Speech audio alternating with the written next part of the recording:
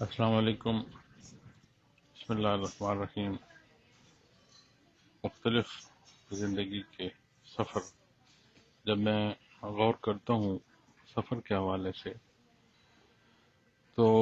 International travel تقریباً سال میں 3 مہینے کی بنتی ہے، اور نیشنل لیول کا جو سفر ہے وہ بھی تقریباً 3 مہینے کا بنتا ہے، اور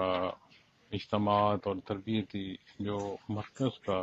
پروگرام اور ان کا انعقاد ہے وہ بھی تقریباً 3 مہینے بنتا ہے۔ 9 مہینے ڈائریکٹ جو ہیں وہ پبلک میں اور ایک پبلک انٹریکشن میں بسر ہوتے ہیں۔ باقی 3 مہینے جو سال کے بچتے ہیں اس میں بے شمار اور پہلو ہیں، انتظامی چیزیں ہیں، آفیسز، ان کا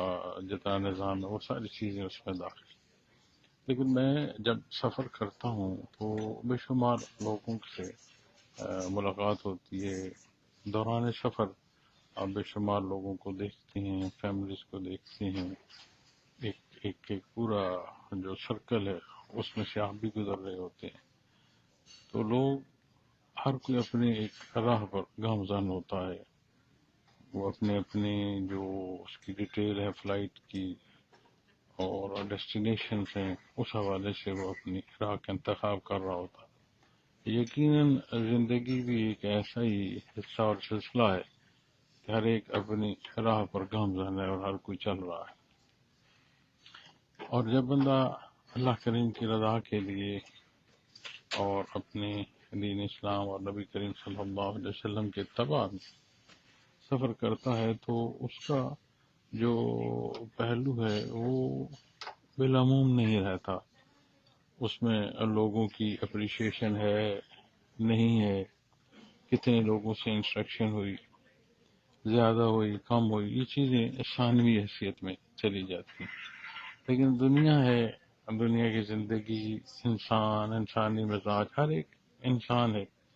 تو جہاں میں درس دیتا ہوں یا تقاریر کا موقع ملتا ہے، تربیت کا موقع ملتا ہے، تو جو